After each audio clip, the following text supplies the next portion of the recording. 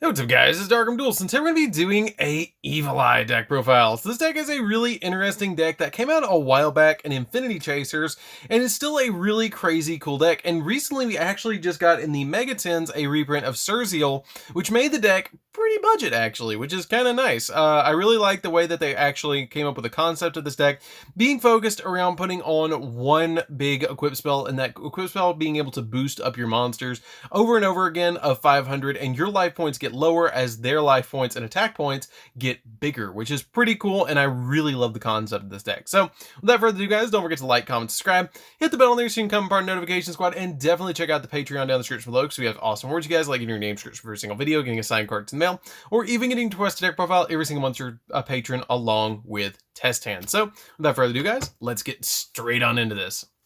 So first off, we're going to be playing 3 copies of Surzeal, Watcher of the Evil Eye. So this card is basically the boss monster of the entire deck. Yes, you can go into Gorgon, Empress of the Evil Eye, but this card is the original boss monster of the deck, and the one that you're usually probably going to be using the majority of the time anyways.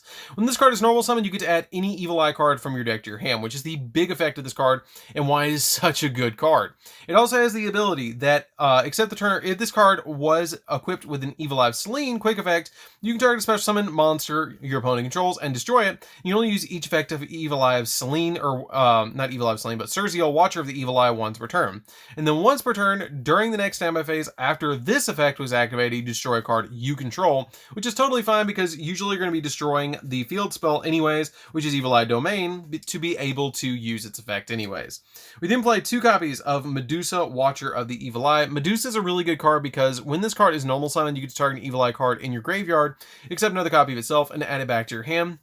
And if this card is equipped with Evil Eye Selene, quick effect, you can target one monster your opponent's graveyard and banish it. And then also, the next turn after this card effect was activated, you can once per turn during the next standby phase after this card's activation, banish a card in your graveyard, which is again, not that big of a deal, but it still kind of helps out a little bit to be able to hit your opponent's graveyard. You can always get rid of something you don't need.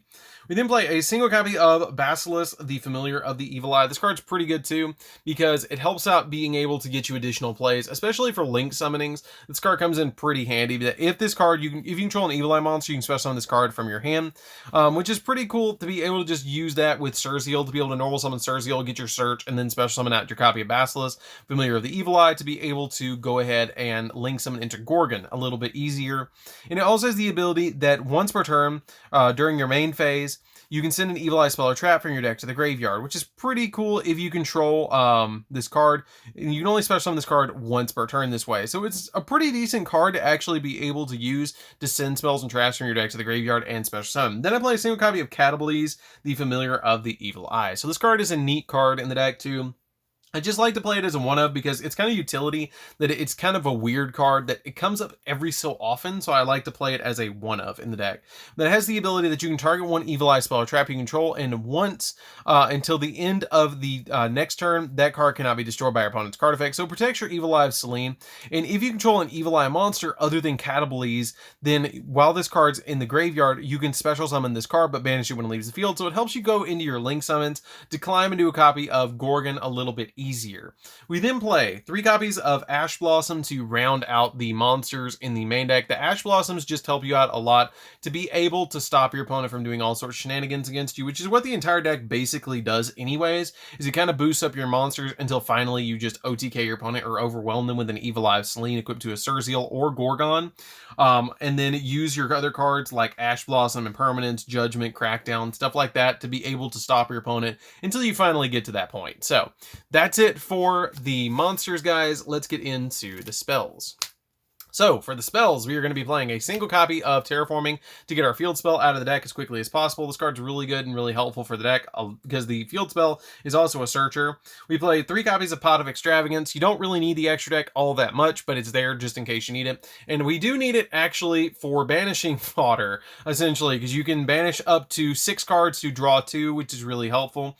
We play 2 copies of Pot of Duality just for consistency, just in case you don't draw the copy of the Pot of Duality or Pot of Extravagance. This card's really good and really helpful in the deck to be able to just get you additional cards from the deck as well, because it lets you reveal 3 cards off the top of your deck to add one of them to your hand, but you can't special summon for the rest of the turn, which is again not that big of a deal. We then play a single copy of Evil Eye Confrontation. Evil Eye Confrontation is kind of like a MST for the deck and can be Twin Twisters because all of your Evil Eye spells or traps gain additional abilities depending on if you have Selene on the field or not.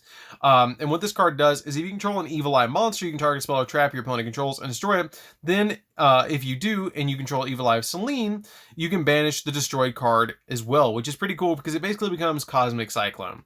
We then play a single copy of Evil Eye Repose. Evil Eye Repose is kind of a neat card. And when this card is activated, you can banish an Evil Eye card from your graveyard and then draw a card. And then once per turn, after damage calculation, if an Evil Eye monster equipped with Evil Eye of Selene attacked an opponent's monster, you can banish that opponent's monster as well, which is pretty cool. And then you can also target up to 3 cards if this card is destroyed in your spell and trap card zone by an opponent's card effect or by a card effect as well. Then you get to target up to 3 of your banished Evil Eye cards and return them to the graveyard, which is pretty cool to be able to just get those cards back in the grave. We then play 2 copies of Evil Eye Awakening. Evil Eye Awakening comes in pretty handy in the deck too because it lets you special summon an Evil Eye monster in your hand or graveyard. Or if you have an Evil Eye of Selene in your spell and trap card zone, you can special summon an Evil Eye from your deck instead, which comes in pretty handy in the deck to be able to just get those monsters out of the deck as quickly as possible. We then play 2 copies of Evil Eye of Selene. Evil Eye of Selene is probably one of the best cards in the entire deck because it's what kind of makes the entire deck move, because a lot of the cards just get boosted effects off of the effect of Evil Eye of Selene. So if you guys don't know what this card does, it is probably one of the craziest like equip spells in the game. It's kind of, and I don't mean like it's the best equip spell in the game, but it's like crazy by what it does because it's weird. But what it does is you equip only to an Evil Eye monster, and it cannot be destroyed by battle or by your opponent's card effect. So it completely banks them into essentially a Beals on your side of the field. It also has the ability that also your opponent cannot target it with card effects either.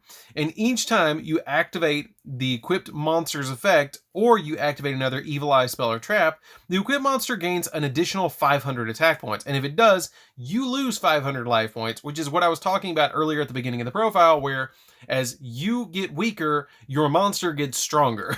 Then it has the ability that the attack gain remains even if this card leaves the field. And this card, if this card's in the graveyard, you can pay 1,000 life points, then you can banish an Evil Eye spell or trap from your grave, except another copy of Selene, and set this card back to your side of the field, so it never truly goes away. We then play 2 copies of Evil Eye of Gorgonia. This card is really cool too because the equipped monster, you can only equip to an Evil Eye monster and you can only activate 1 of this per turn. And this card names become Evil Eye Selene while face up in your spell and trap card zone. And then while your life points are lower than your opponent's, which usually they are until you win, while your life points are lower than your opponent's, the equipped monster gains attack equal to the difference on the which is pretty cool. Because if you're at 4,000 and your opponent's at 8,000 and you equip this, it's essentially an 8,000 boost, which is insane. It also has the ability that you can banish this card from your graveyard and then discard 1 Evil Eye to add an Evil Eye spell or trap from your deck to your hand, except for the copy of itself, which is pretty good just to be able to get you those additional plays. We then play 2 copies of Evil Eye. This card, Reemergence. Reemergence is really good because it gives you tokens on your side of the field to use as material to go into your copy of Gorgonia. And then for the final spell card, we're going to be playing 3 copies of Evil Eye Domain, which is the field spell. I love this card. Pareidolia is really good because when this card is activated, you get to add any Evil Eye card from your deck to your hand. And then once per turn, during damage calculation, if an Evil Eye monster attacked while Evil Eye Selene is in your spell and trap card zone, then you can make the battle damage you take from this battle also inflicted to your opponent. And if this card in your field spell zone is destroyed by a card effect, you get to target an Evil Eye monster in your graveyard and add it back to your hand, which is pretty good to be able to do that because a lot of times you're going to have an Evil Eye in the graveyard. So that's it for the spells, guys. Let's get into the traps, because we play quite a few traps in this deck. So we're going to play a single copy of Evil Eye Defeat. Evil Eye Defeat is pretty good in this deck, too, because it has the ability that if you control an Evil Eye monster, you can target a card on the field, and up to 2 if you control Selene and destroy those cards, which is pretty cool. I like this effect to be able to just target cards on the field, to be able to just destroy them. I like that effect. Then we play a single copy of Evil Eye Retribution. Retribution is basically a counter trap that stops spells and traps, which is kind of cool. And if you activate this card while you have Evil Eye Selene in your spell and trap card zone, then this card cannot be activated or can't be negated. So basically it becomes a speed spell 4 to negate spells and traps, which is really good. We play 3 copies of Infinite Impermanence just to have a little bit more negation in the deck to be able to stop our opponent from doing all sorts of shenanigans against us. 3 copies of Solemn Judgment because you always have have half to pay in this deck, which is really nice. I like this effect as well, and it kind of goes with the effect of the Gorgonia, the other equip spell, because if you play Solemn Judgment and you pay half, and then you equip that onto an Evil Eye monster, it's going up by like 4,000, which is pretty cool. Then we play 3 copies of Crackdown to round out the spell, or round out the traps. This can basically take an opponent's monster away from them, and they can't activate the effect of that monster either. It's a really good card because it helps you go into your Gorgonia, or not the copy of Gorgonia, but Gorgon, Empress of the Evil Eye. It really helps you to go into that monster because it just requires a monster plus an Evil Eye monster to go into that card. So it's really, really, really easy to go ahead and link summon into that card with Crackdown. So that's it for the traps, guys. Let's get into the extra deck. So for the extra deck, we are going to be playing 3 copies of Gorgon, the Empress of the Evil Eyed. So she is basically the boss monster that you're going to be going into all the time in this deck, and besides Surziel, and she gains 100 attack for each Evil Eye card with different names in your graveyard. And if this card is equipped with Evil Eye of Selene, then you quick effect target an effect monster your opponent controls and negate its effects until the end of the turn. Now the really cool thing about this is if this card is equipped with Evil Eye of Selene, then you can quick effect, so that's every single turn, which is kind of cool. It also has the ability that you can only use the effect of Gorgonia once per turn, and then once per turn during the next time phase after this effect was activated, you can destroy 1 monster this card points to. So if it points to a monster up there, guess what? You pop a card on your opponent's side of the field.